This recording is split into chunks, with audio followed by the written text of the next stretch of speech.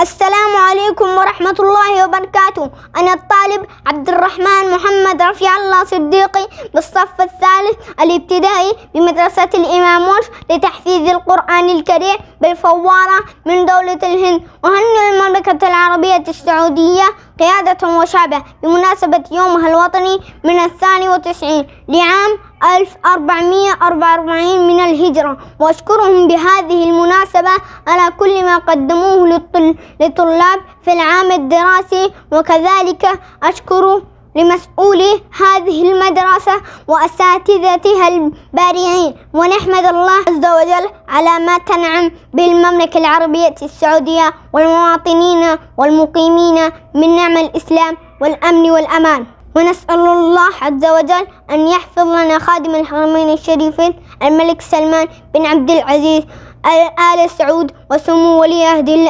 الأمير محمد بن سلمان بن عبد العزيز. كان معكم الطالب عبد الرحمن محمد رفيع الله صديقي، والسلام عليكم ورحمة الله وبركاته.